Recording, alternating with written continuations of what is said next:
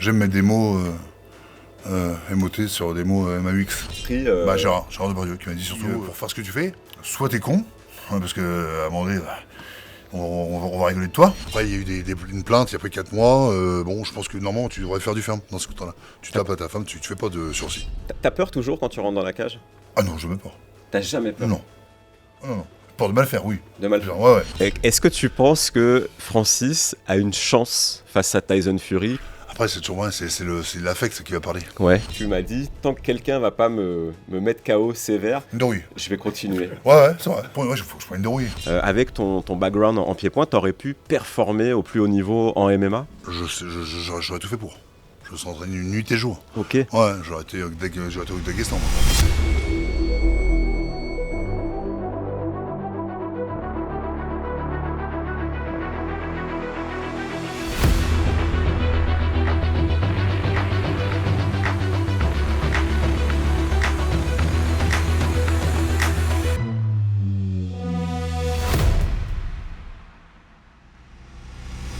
Bonjour à toutes et à tous et bienvenue au Donka Comedy Club pour une nouvelle masterclass avec un invité que je suis tellement heureux de recevoir. Aujourd'hui on reçoit une icône, une légende, Monsieur Jérôme Le Banner. Yes, bonjour monsieur. Comment vas-tu Jérôme? Très bien monsieur, je suis content d'être là. Très heureux de te recevoir. On a le public aujourd'hui qui a été sélectionné, on a des gens très pointus sur le sujet. Merci évidemment d'être venu, vous avez l'habitude. On va démarrer par un premier temps d'interview. On va revenir sur ton parcours parce que si tu es là, c'est que tu es quelqu'un au parcours inspirant et certainement que beaucoup de choses vont pouvoir aider, inspirer les nouvelles générations et les autres. On passera aux questions du panel un peu plus tard. On fera un petit point sur les actualités. Il y en a beaucoup dans le milieu du cinéma, dans le milieu du sport. Il y a beaucoup de choses sur lesquelles j'ai très envie de t'écouter. Pour commencer, et même si ça ne va pas être le cœur de l'interview, j'aimerais qu'on arrive dans ton enfance et tes premiers pas dans les sports de combat, dans les arts martiaux. Comment as-tu commencé sur cette voie-là? C'est une punition. C'était une punition faite par ma mère parce que j'ai bousculé une élève de ma classe quand j'étais au CP ou CP ou CE1. Ouais. Et en fait, je voulais arriver le premier à aller à la récréation. Donc, je poussais tout le monde, j'avais une énergie débordante. Donc, en poussant cette petite fille, et donc elle s'est ouverte un petit peu la lèvre, forcément ça fait tout un bordel. Et donc mes parents ont été convoqués, enfin, ma mère a été convoquée, parce que mon père était routier, il n'était jamais là. Donc ma mère est venue, et puis on a dit, il faut quelque chose pour canaliser cette énergie. Tu as commencé par le judo? Judo, ouais, 6 ans. Et qu'est-ce que tu en retiens de ces années judo? Jean-Claude Kellien, c'était mon entraîneur. Jigoro Kano, que je faisais un dessin au moment des fêtes, à Noël. Non, la rigueur. Nous, c'était vraiment un club de compétition. Donc, de même à 6-7 ans, le dimanche, je voulais regarder Winnie l'ourson, je me rappelle, tu vois, à la télé. Et non, j'étais obligé d'aller en compétition dans toutes les petites pays patelins de la région normande. Oui, parce que t'es normand, c'est une grande terre de judo. Mais tu as vite évolué sur les sports de percussion. Quand est-ce que tu as commencé la boxe? Avant, j'ai commencé le karaté. Tu as fait le karaté avant, ok. Et de là, karaté, je commençais à mettre des low kicks, alors que c'était du karaté Shotokan. J'avais une posture qui plaisait pas. Donc j'étais un peu le Guy de Rennes de la classe de karaté. Et après 18 ans, j'ai pu... on m'a dit, de toute façon, j'attends que tu aies 18 ans, je ne pourrais pas t'empêcher. Donc à 17 ans et demi, on va dire, j'ai signé la première licence. Et j'ai fait ma première compétition c'était en light contact, je me rappelle, quelque chose comme ça. Et c'était, tu sais, on ne pouvait pas taper dans les jambes. C'est beaucoup karaté contact, ce que j'adore toujours d'ailleurs. Et là, c'était... j'avais 18 ans, je me suis fait éliminer à la salle Carpentier, à Paris. D'accord. Je me rappelle, ouais. Tu montes ensuite en niveau, évidemment. Il y a les premiers titres qui arrivent. Ton nom commence à sortir vraiment dans le milieu des sports de combat. À quel moment tu comprends que tu es à ta place, que tu es à la bonne place? Pour moi, c'est un travail, une évidence. Tu vois, quand j'ai commencé le karaté, il y a quelque chose, on va prendre pour un fou, mais j'avais comme un espèce de guide qui me parlait dans la tête, qui me dit, voilà, regarde devant toi, et n'aie aucun chemin pour chemin, n'aie aucune limite pour limite. D'accord. Ouais. Et donc ça, c'est ce qui t'a guidé? J'ai take my boss, je prenais le bus pour aller à l'école, et puis et ça m'a resté, mais je me rappelle, au karaté, j'étais plus pareil. Comme s'il y avait quelque chose, qui avait une espèce de passager gris qui était venu dans mon cerveau, et puis je focus là-dessus, quoi. D'accord. Voilà. Et donc c'est à ce moment où j'ai compris que, alors que j'étais pas bon, j'étais pas souple, tu vois, et en fait non, j'ai travaillé à fond la caisse. Donc là j'ai compris que j'avais pas une destination, j'ai une vocation. T'avais une vocation. Ouais. Comme les Saint-Père, les rabbins, les imams, tout ça. Tu te réveilles un matin, tu dis merde, il y a un truc quelque chose s'est arrivé. Ça, c'est très marquant quand tu commences à te connaître un peu, c'est que tu as un rapport à la spiritualité qui peut être insoupçonné. Quand on te voit, on va se dire c'est un colosse de 120 kilos de muscles, et pourtant c'est tellement lié ou corrélé à des choses très spirituelles. Comment tu pourrais l'expliquer ça dans tes performances, dans ta façon de vivre au quotidien? Oh, je suis curieux. Je pense que je suis curieux. Ouais. J'aime mettre des mots émotés sur des mots MAUX. J'aime bien. Moi. Ça me permet déjà d'y voir un peu plus clair, de comprendre le titre. De la vie, on va dire. Et après, non, spiritualité, mais j'ai beaucoup été avec des gens qui font même maintenant, quoi, c'est incroyable. Mon prof de boxe anglaise, à un moment donné, il faisait les cartes, il faisait des trucs phénoménal. J'ai eu des magnétiseuses à côté de moi tout le temps, des Merlin l'Enchanteur, D'accord. tout le temps, tout le temps, tout le temps, des gris-gris. J'ai mon frère Philippe Gomis, pareil, son papa, il ramenait toujours des noix de cola, des machins et tout. On était là en train de faire des trucs. Ah non, il y a toujours un peu. Bon, après, la spiritualité physique, hein, bon, il y a la spiritualité aussi intellectuelle. Tu as cassé aussi beaucoup de gueule au K1 par la Ouais. force de tes Oui, poings, de oui, tes c'est clair. muscles. Oui, après, Et tu peux raconter, mais il faut le faire avant. On fait un petit saut dans le temps. Je voudrais qu'on arrive aux grandes années du K1 Grand Prix. Tu arrives 2 fois en finale. On connaît la finale malheureuse contre Ernesto Wust, où tu te fractures le bras. Tu rentres dans la légende des sports de contact dans le monde. Tu es une véritable icône au Japon. Grâce à ça. Grâce à ce... Grâce à la perte de mon roi. Est-ce que tu peux nous en dire un peu plus sur ta relation au public japonais et ce que cette défaite a impliqué dans ta vie en termes de notoriété? Peut-être que tu en as appris un peu plus sur toi également à ce moment-là? Bah, c'est l'époque où tous les 2 mois, j'allais combattre au Japon. On avait un visa de longue durée. C'est-à-dire que tous les gens qui travaillaient dans les shops, dans les boutiques, à Charles de Gaulle, au hôtel de F ou à Haneda Airport, je les connaissais tous. À la fin, quand on s'écrivait, on s'envoyait des textos et tout ça. Donc, c'est vrai qu'il y a donc eux, c'est le premier public, tu vois, les gens de la rue qui viennent te voir. Et après, c'est vrai que quand tu passes d'une salle comme, une belle salle comme 8-10 000 spectateurs à Bercy, et que tu passes 25, 85 000, 75 000, 100 000 spectateurs, c'est vrai qu'il faut avoir la tête qui tient au sol pour s'envoler. Donc j'ai un rapport avec eux où je leur donne tout. Voilà. C'est pas. Moi, il faut que je me batte pour quelque chose ou pour quelqu'un. Tu es toujours animé par quelque chose comme ça? Toujours. Sinon, je fais pas. Quand tu boxes devant 100 000 personnes avec des retransmissions dans le monde entier, est-ce que tu arrives à mesurer ça ou c'est beaucoup trop pour comprendre Non, je suis arrivé le matin même. Je suis arrivé le matin parce que j'avais promis à ma fille que j'allais la porter à l'école pour son premier jour. Donc si je faisais ça, c'est que le mardi, j'étais encore en France. Ah. Le mercredi, donc je pouvais partir que mercredi, donc arrivé le jeudi. Donc j'ai dit, pas de problème, je pars le soir et j'arrive le matin même. Je dormais 2 heures dans l'avion, puis j'ai combattu le soir et je repartais le lendemain. C'est ça ma vie. J'aime bien. Tu as un statut de légende vivante dans le milieu des sports de combat et du sport en France d'ailleurs. Je voudrais qu'on passe à l'étape d'après. Tu as opéré une transition vers le milieu de l'artistique, du cinéma, et c'est évidemment beaucoup là-dessus que j'ai envie de t'entendre. À partir de quel moment tu as senti en toi ce besoin de vouloir peut-être même t'exprimer sur autrement qu'avec tes poings, avec tes jambes? En fait, c'est Thomas Langman qui était venu me chercher. Après un combat, on s'est vu. Il m'a dit, je veux t'auditionner pour Astérix et Obélix aux Jeux Olympiques. Bon, je dis tiens, j'y ai été et je dis, moi je veux pas faire de figuration, c'est pas mon truc. D'autres gens qui sont bons pour là-dedans, mais moi c'est pas mon truc. Non, je vais te présenter un rôle, tout ça et tout. Donc ok, et j'ai dit, attends, ça fait longtemps que j'ai pas été à l'école, que j'ai les poèmes, les trucs, je vais pas me rappeler, ça va être la merde, tu vois. Puis les coups dans la gueule, je m'excuse, mais c'est pas un ballon de foot qu'on m'a tapé dedans, c'est comme la tête. Donc il y a comme des séquelles, même si bon, thanks God, not yet.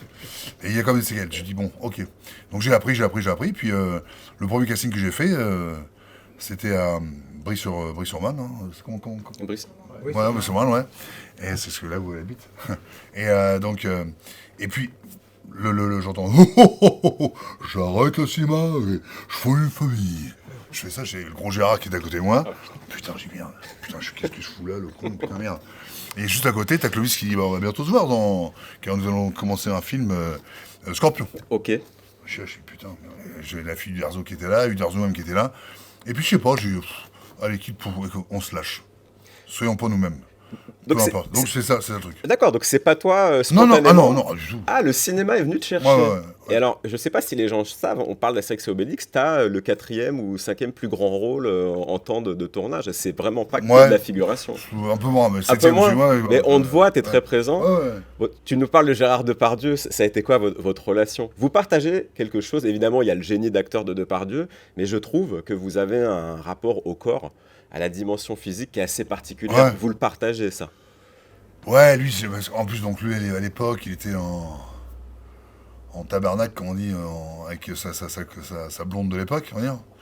Donc, il y a des petits problèmes et tout, donc on s'est comme pas mal lié d'amitié. Il est même venu chez nous à moi avec Rota, j'ai même fait voir la Guillerette, la fameuse maison de Guy de Maupassant. Non, non, puis après on a fait d'autres films, on a fait Babylone ensemble, on a fait Disco ensemble.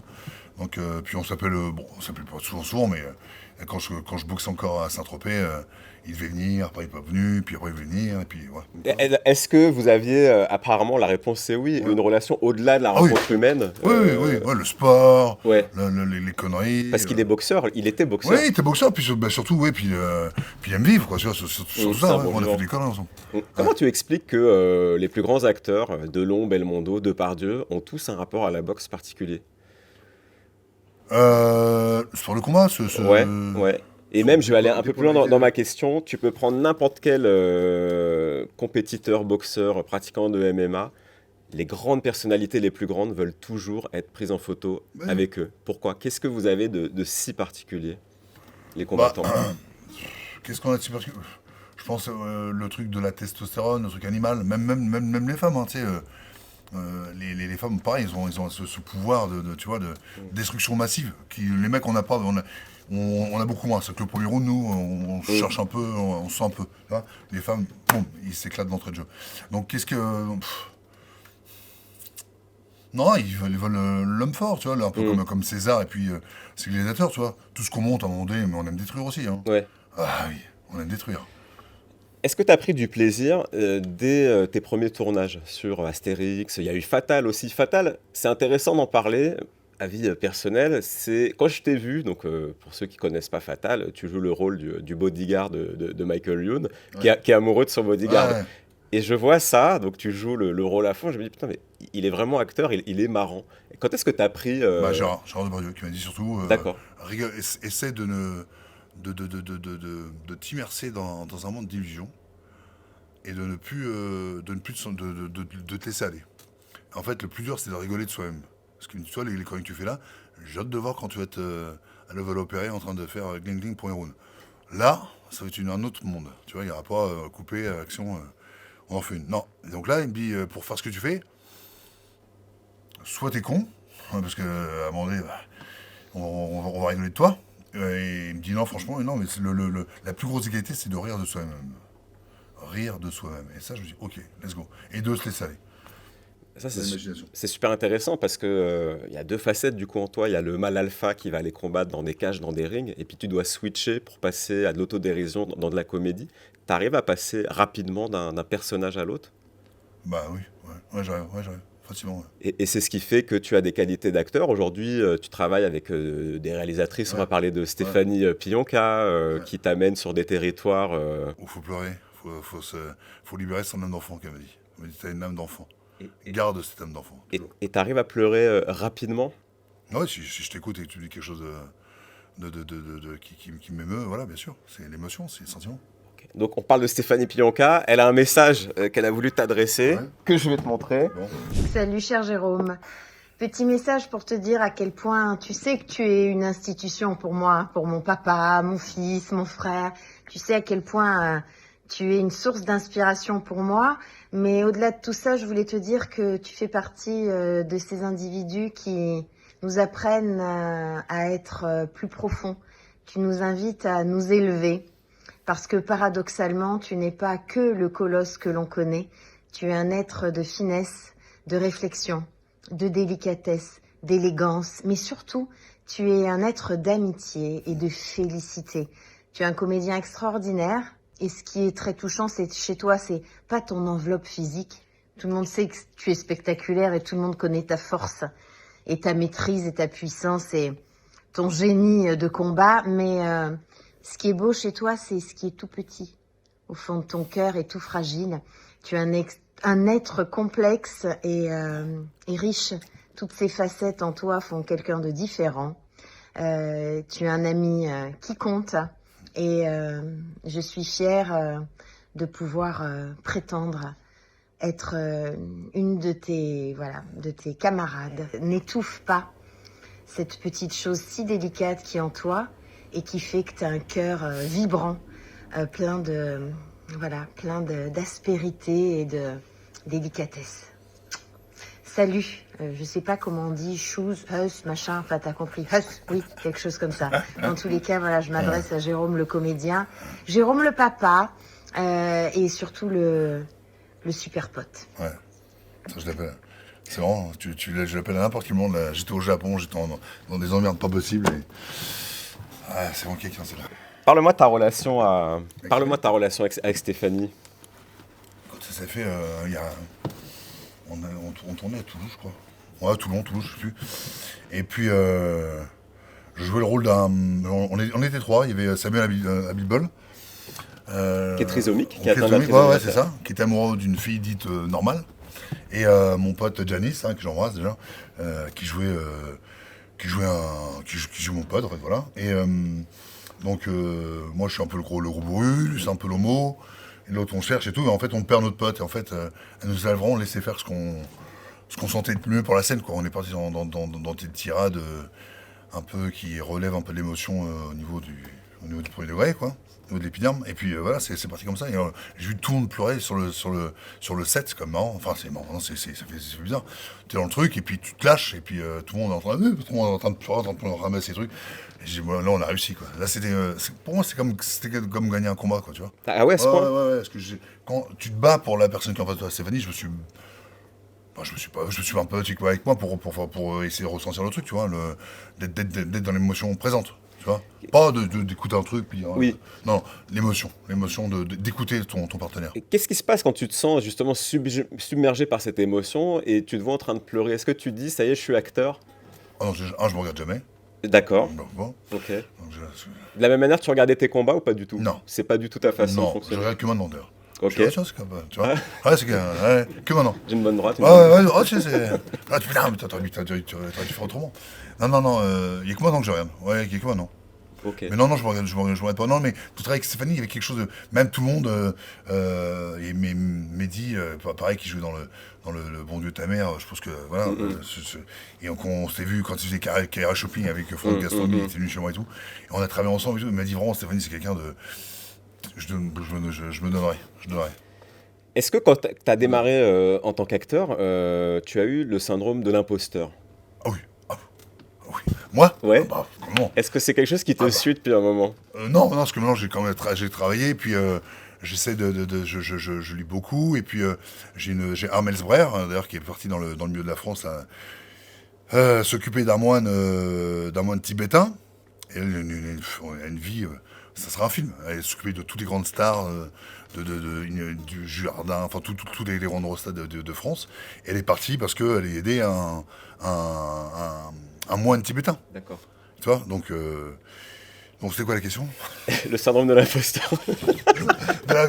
Est-ce que tu as le syndrome de l'imposteur? Oui, alors donc oui, alors, je peux faire sur là parce que j'ai envie de formage à ma petite terminale. Ouais, donc oui, parce que on a fait même pas 30 secondes sur la pellicule de Scorpion, et grâce à Julien Serry et Clovis Cornillac, on allait monter les marches de Cannes. Ce que j'ai dit avant, ouais. je t'ai dit avant.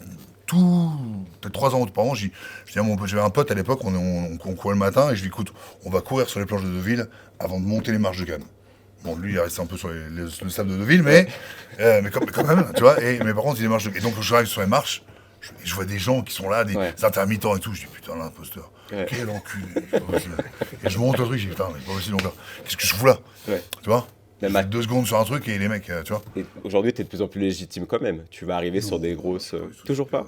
Tu le prends au sérieux, ce côté? Ah oui, je le prends très. Par contre, le travail, je le prends très très au sérieux. Mais non, le truc. Non, moi, je ne vais pas faire. Là, quand je vois les. Non, pas moi. Est-ce que la rigueur absolue, quand tu te prépares toujours d'ailleurs pour de la compétition, mais ça, on va en reparler, t'a aidé à préparer des rôles où on est vraiment sur des choses diamétralement opposées? Je pense, honnêtement, je pense que la rigueur de l'entraînement fait que. Bah, j'ai fait les 400 coups. Mais de revenir toujours dans le droit chemin. À un moment donné, tu te dis, ok, stop. Jusqu'au jour où tu te dis, puis ça le fait pas. Bon, là, t'es dans la merde. Mais sinon, tu te dis, ok, là, on y va. Et oui, bien sûr, j'aborde les scènes, même une petite scène, même un petit truc. J'aborde, je fais comme Louis de Funès. Je reprends, j'apprends. Je vais de l'amont, jamais les chiens, j'apprends toujours le truc. Je parle à quelqu'un d'imaginaire. Et mais pourquoi? Et puis tout le temps. Ok. Toujours le truc. Ce qui est intéressant dans ton parcours, c'est que normalement, quand on a un super champion comme toi qui va opérer une transition vers l'artistique, il met de côté la carrière sportive. Toi, tu as dû annoncer 40 fois ta retraite. Et on a eu une discussion, une fois ensemble où tu m'as dit, tant que quelqu'un va pas me mettre KO sévère, je vais continuer. Ouais, c'est vrai. Et j'ai trouvé ça incroyable. J'ai fait ça le 28 octobre. J'ai envie de prendre. Il faut que je prenne une dérouillée. Que ça se fasse mal. Il n'y a que ça qui va t'arrêter. Je pense que c'est un bon truc. Ouais, je vais dire, allez, c'est bon. Ça m'avait. Ouais, une bonne dérouille. Et à choisir. Pas un coup, une dérouille. Vraiment une dérouille. Parce que sinon, tu vas continuer. Oui, non, mais les proches me disent non, ne combat plus, Non, j'ai ça dans mon ADN. C'est pas que le combat, c'est l'entraînement, la rigueur de l'entraînement. T'as peur toujours quand tu rentres dans la cage? Ah non, jamais peur. T'as jamais peur? Non. Peur de mal faire, oui. De mal faire. Ouais. Tu sais, où t'arrives dans le vestiaire, tu dis, tu vas t'échauffer, tu te fais ça, tu fais, oh merde. Oh putain, là ce soir, il va falloir sortir les voiles, là, parce qu'on va pouvoir ramer, c'est pas possible. Ah là, putain, tu dis... Non, là, tu peux avoir peur de dire, merde, je vais faire une boulette. Tu t'obliges par rapport à tes proches, tes amis, c'est surtout ça qui peut te mettre une pression. Moi, je me bats pour eux, moi. C'est ce que tu disais tout à l'heure. Est-ce que c'est parce que je me mens pas? Peut-être aussi. Ouais. Je me mens, je dis, tiens, je me bats pour... Voilà, oui. On a une autre amie en commun, c'est Lucie Berthaud. On avait une discussion il n'y a pas longtemps. Lucie, elle comparait vraiment cette adrénaline du sportif, du champion, quand il va lever la main pour la victoire, à une drogue, au sens propre, elle parlait. Est-ce que tu es d'accord avec ça? Est-ce que vous êtes un peu des drogués de cette adrénaline? Ouais. Oui. Mais, Amine, drogué à la victoire, bon, non, moi je suis plutôt drogué à la... je te dis, aux séances dures, que d'être un spartiate, tu sais, et puis voilà. J'ai eu le côté des deux, moi, donc j'ai eu le côté SDF et puis spartiate, tu sais, voilà. Où est-ce qu'on déroge pas les trucs. Donc après, l'adrénaline qui engendre de tout ça, c'est un peu quelqu'un comme qui va courir, de la force de taper une glande sous le talon, c'est l'endomorphine. Bah oui, c'est un peu, c'est ce côté-là de combat, d'avoir le trac aussi, d'avoir la peur de mal faire, l'attente, tu sais, l'attente dans les vestiaires. C'est là où tu perds, on voit la différence entre un chop et un chump. Ouais. C'est ça. Est-ce que c'est pas aussi un moyen, alors j'espère que je vais pas faire de la philosophie, toi qui es aussi aiguisé là-dessus de bas étage, mais de se sentir aussi vivant, aussi de se mettre en péril, parce que le MMA ou les sports de contact, c'est le combat ultime, quoi qu'on en dise. Est-ce que c'est pas aussi ça, un moyen de rester vivant, peut-être pour toi, dans ta tête? Oui, c'est clair. Là, maintenant, j'ai appris aussi la transmission, de retransmettre à des gens. Okay. Quelqu'un, ouais. Je pensais pas aimer ça, j'aime ça. Donc, ouais, c'est dangereux, oui. Et je pense que si demain j'arrête, comme je dis, pour moi, j'ai arrêté ma tête, tu vois, c'est un peu compliqué, hein, tu vois. C'est un peu de bordel là-haut, il y a des filles qui se touchent. Mais pour moi, j'ai déjà arrêté sans arrêter. Je m'entraîne tout en voulant prendre une toise, donc c'est pas le bon truc à faire. C'est vrai que il y a une dichotomie là. Ouais. Et puis je pense que oui, dès que t'arrêtes, t'as déjà un pied dans la tombe. Est-ce que, à choisir, je sais pas si la comparaison va être judicieuse, mais tu préférais mourir sur scène comme Molière ou sur le ring un peu à la Apollo Creed, tu vois, dans la saga Rocky? Ça serait quoi à choisir? Le plus tard possible évidemment, mais... Mourir seul. Seul. Pas... Non. Ni l'un ni l'autre. Non, ni l'un ni l'autre, non. D'accord. Non. Et pourquoi? J'aime pas faire chez les gens. Ah, tout simplement. Ouais. Je vous propose de passer aux questions du public. Bonjour Mathieu, tout d'abord merci pour l'invitation. Bonjour Jérôme, ravi d'être ici, de te voir, de te revoir, parce qu'on a déjà eu la chance de se rencontrer il y a 8 ans sur un plateau de boxe. Quelle astuce aurais-tu à donner pour concilier la vie de boxeur et la vie d'acteur? Okay. Moi, ça s'est fait assez facilement. D'ailleurs. De ce que je faisais, je me suis jamais dit, quand j'ai fait Astérix Obélix, les gens me disaient, oui, tu verras, tu feras petit cours tout seul, nanana, que des conneries. Donc j'ai vite fait que c'est surtout les gens qui sont autour du film et autour de toi qui peuvent te faire prendre la tête comme une montgolfière. Ce que j'aurais voulu savoir, c'est quel a été votre plus grand échec et votre plus grande réussite au niveau de votre carrière. La plus grande réussite, je pense que c'est marrant, c'est la perte du combat de la finale du K1, là, tu vois, où est-ce qu'il y a 90 000 spectateurs dans le truc et tout, il y a 500 000 euros ou 1 million d'euros, je ne me rappelle même plus, et puis en fait que tu perds bêtement à une nuit du combat parce que tu t'es fait péter l'avant-bras, que tu t'es arrêté, que tu étais compté, 10, enfin 9, et que tu reprends, et puis voilà, puis j'ai un trou énorme, trou béant dans l'avant-bras, et je pense que là j'ai gagné des lettres de noblesse ou de Bushido, de samouraï pour le Japon. Donc pour moi, le Japon, c'est comme le pays qui m'a fait naître en tant que sportif de haut niveau, quoi. Même moi, tu vois. Donc je lui dois tout au Japon. Okay. Donc voilà, c'est ça ma plus grosse défaite. Mais c'est en même temps ma plus grosse défaite et ma plus grosse victoire. Après, bon, oui, à Bercy, je me rappelle quand j'ai combattu à Bercy, devant à partir de tout le monde, enfin, du grand monde qui était là, beaucoup de monde, et quand on a combattu contre Mark Hunt, ouais, ça c'était... ouais, que je m'étais fait... J'avais gagné une fois contre lui, il m'avait bien pété la gueule la deuxième fois, il a fallu que je reprenne la troisième fois à Bercy, c'est une des toutes premières que le K1 arrive à Bercy, et en plus il n'y avait pas les réseaux sociaux comme maintenant, donc comme l'UFC qui arrive, on le sait à l'avance, nous c'était vraiment... c'est un petit peu... exécute le truc, donc c'était un nouveau mode de communication, enfin c'était un ancien mode de communication, il n'y a pas tout ça avant. Oui. Donc ils ont rempli la salle et tout, mais il n'y a pas eu l'essor que comme maintenant les sports de combat ou l'UFC ou... Ouais, okay. C'est sûr. Je voulais avoir ton avis sur le développement du MMA en ce moment, en particulier sur la scène française. On a eu récemment des événements avec l'UFC et aussi le PFL. Et je voulais avoir ton avis sur ce que tu penses à peu près de ce développement du MMA et surtout de l'aura qu'ont les combattants français dans cette discipline. Mon ressenti, la jalousie, normal. Je vais dire la vérité, la jalousie, parce que avec tous les réseaux sociaux, le machin et tout, y a un mec qui s'appelle Joe Rogan, tu connais ? Oui. Qui disait mais pourquoi le K1, pourquoi la boxe thaï il n'a pas été pris autant que l'UFC, pourquoi on fait pas un UFC Muay Thai, tu vois, au K1. Et donc bien sûr, donc mon premier ressenti c'est la jalousie. Je dis merde, pourquoi je suis né trop tôt. Par contre c'est vrai que pour tous les acteurs du MMA français, donc Cédric Doumbé, Cyril Gagne, Nassourdine et tutti quanti, je suis très content pour eux, bien sûr. Ils vivent de leur passion, ils ont... Bon, après, tout ce qui est médias, ça qui nous suivent, moi, ça m'a jamais empêché d'être qui je suis. Donc je trouve que même d'ailleurs, les médias peut être aussi un effaceur à qui tu es. Moi, c'est ce que je crois. Et faut pas s'en faire, alors faut savoir dire non. Mais plein de fois, on m'a demandé plein de trucs, j'ai dit non. J'ai peut-être accepté des conneries, mais d'autres choses qui rentraient peut-être un peu dans le... Non, je voulais pas, je voulais garder mon autonomie. Voilà. Donc je suis très content que, oui, bien sûr, que la France soit reconnue.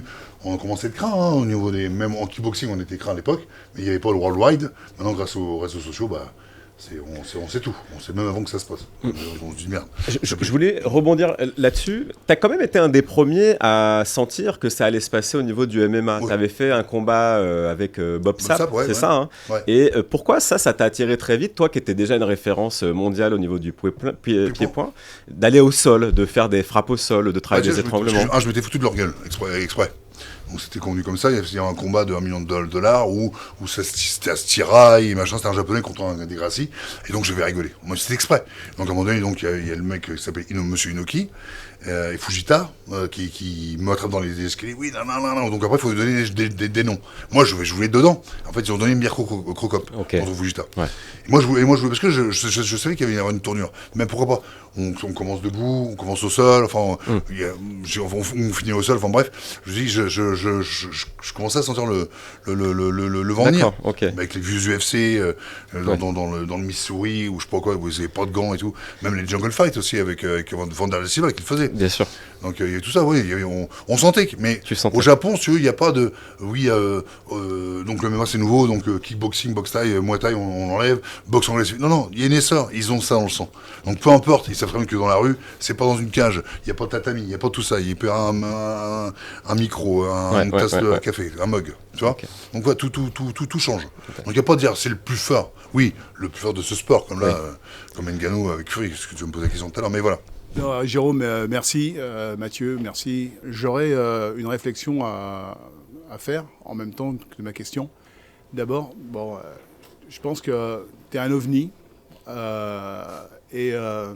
Pourquoi tu es un ovni? Parce qu'en France, on a un grand comédien qui est venu un peu comme toi, qui venait de la lutte et qui a été pris comme ça dans le cinéma, qui s'appelle Lino Ventura. Et moi, je fais un peu le parallèle avec Lino, parce que, évidemment, c'est pas la même époque. Mais il y a un truc, tu as un truc à ce monsieur que j'ai croisé une fois, que j'ai eu la chance de croiser. Il y a un charisme, quelque chose qui sort de l'ordinaire. Toi, par rapport à lui, tu as continué, parce que lui, il a été blessé à la lutte, il a arrêté la lutte. Et toi, tu as été blessé, mais tu continues. Et là, respect, parce que, évidemment, on peut se dire, effectivement, comme tu dis, tu es entre deux eaux, tu sais pas si tu vas continuer, enfin, tu veux, mais tu veux pas. Puis, comme tu dis, tu as les filles qui se touchent, et ça, j'adore, parce qu'en fait, tu es plein de contradictions, et c'est ce qui fait ton charme. Merci pour vos questions. Jérôme, il y a un parallèle très intéressant avec Lino Ventura. Ça m'amène à une question. Est-ce que le roi sans couronne pourrait devenir à terme un acteur césarisé? Non. C'est pas un objectif pour toi? Ah non, pas du tout. Pas du tout. Tu avances pas par pas. Ouais. Un jour à la fois, comme on dit. Ok. Et si ça s'arrête dans 1 an, 2 ans, le cinéma? Ça, j'ai d'autres trucs. J'espère que si on le laisse, ça sera là vraiment. Mais ouais, j'ai d'autres trucs. Là, je suis associé dans un casque virtuel, par exemple. Tu vois. D'accord. Le VR-boxing. Ok. Gros truc avec compétition au bout.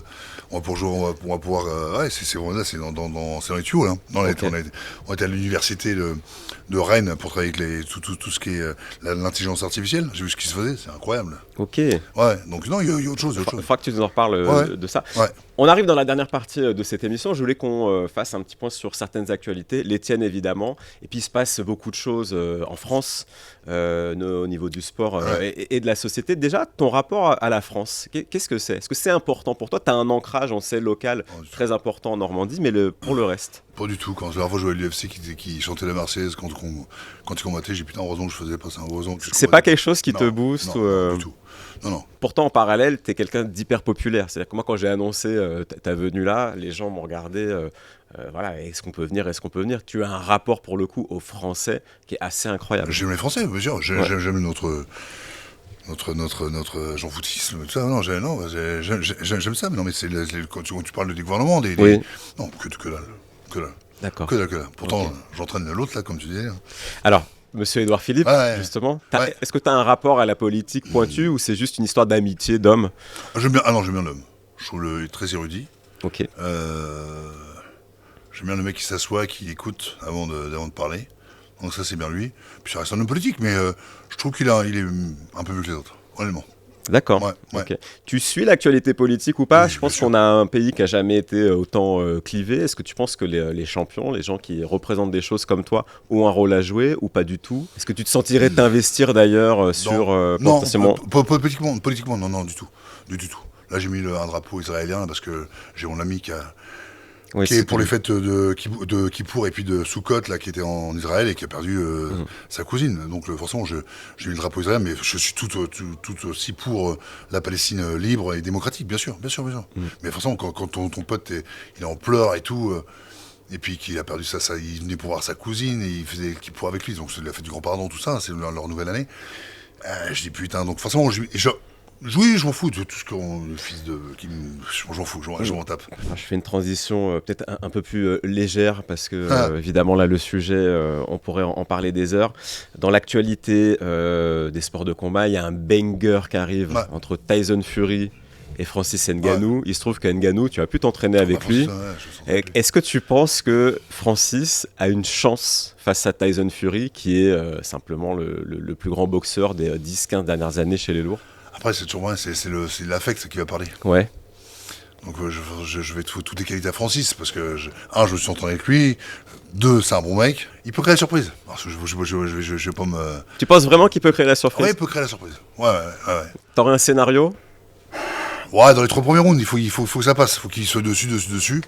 Et puis avec, je pense, ce qu'on appelle le déplacement de shift avec Mike Tyson, je pense que il peut créer la surprise. Mais l'autre, c'est un virtuose de la boxe anglaise. Quand on a vu le face-to-face entre les deux, c'est la première fois qu'on a pu dire, tiens, Ngannou, il est petit. Il est petit, ouais, tellement... J'ai fait une photo à côté de Ngannou, j'étais petit. Ouais. Je me suis dit, oh putain, hop. Alors lui, l'autre, c'est un immeuble. Donc, ouais, non, mais C'est un immeuble, ouais. c'était impressionnant. Un immeuble gitan. Tu parlais de Tyson, je sais pas si tout le monde le sait, Jérôme, il a failli affronter Mike Tyson. Pourquoi ça s'est pas fait, ça? Parce qu'il avait un case au Japon, enfin aux États-Unis, donc il ne pouvait pas combattre au Japon. Il a fait tout un pataquès et tout ça qu'on devait faire ça à Las Vegas, ça s'est pas fait. Et donc à un moment donné, je lui ai dit oui, mais si Mike Tyson commence à vous prendre de haut et puis vous mord l'oreille, qu'est-ce que je lui ai dit, je mettrais mon 45 dans la gueule, en parlant de mon pied, pour l'arme. Pas un calibre. Voilà. Dans le cul. Mais donc voilà, non mais le truc c'est ça, c'est que ouais, on devait se rencontrer, puis ça s'est pas fait. En anglaise. En anglaise, ouais. Ah, je voulais faire Siron avec lui en anglaise. Voilà, ça a peut-être été le côté de prendre la retraite après. C'est ce que j'allais dire. Il t'a peut-être pas rendu service. Voilà. Ou alors il t'a rendu service. J'ai 35 ans là-bas, quoi. Mais t'étais au top encore à ce moment-là.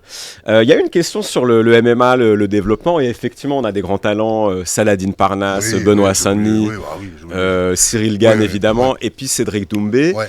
Et paradoxalement, puisqu'on parlait d'Ngannou, je peux pas ne pas te poser la question sur Fernand Lopez. Il se passe des choses. Voilà, on pensait que c'était un milieu qui allait pouvoir émerger et que tout le monde se tire vers le haut, et c'est pas du tout le cas. Il y a Fernand Lopez qui est dans une pleine polémique. Tu as été ou tu es toujours un membre d'honneur du MMA Factory. C'est quoi ton regard sur toutes ces polémiques-là? Déjà, si on commençait à en parler un petit peu comme qui sort avec qui dans Voici, on a fait des points en avant. Si on veut que le MMA soit reconnu sur la presse locale, tu vois, la presse même de France, voilà, les médias, tout ça. Donc ça c'est. Après maintenant oui, le truc de Fernand qui avec sa femme, moi j'étais pas là. Enfin, j'ai suivi ça de loin. Je me rappelle qu'il revenait de Las Vegas, qu'il apprenait que sa femme le trompait. Il y avait quelque chose. On ne lève pas la main, c'est clair, mais avec une rose, parce que ça pourrait égratigner le visage. Non, moi c'est tellement faut vraiment, tu sais, tu entends au téléphone tout ça. Après, il y a eu une plainte, il y a pris 4 mois. Je pense que normalement, tu devrais faire du ferme dans ce temps-là. Tu tapes à ta femme, tu fais pas de sursis. D'accord. Au Japon, moi, je reviens du Japon, j'ai mon ami qui a laissé une poubelle au mauvais endroit. Elle a pris 15 jours de garde à vue. Ah ouais. Mais garde à vue au Japon, c'est ici ce qu'on fait. Moi, tu me demandes de faire 15 jours de garde à vue façon japonaise en France. Non, je préfère faire 10 mois. D'accord. Ah oui. Un an. C'est à ce point. Okay. Il y a de lumière toute la nuit. Tu sais pas quel jour qu'on est. Tu te laves pas. Tu bois. Écoute, il y a une démence. Ils te font voir une démence psychologique. Tu vois, il t'inflige.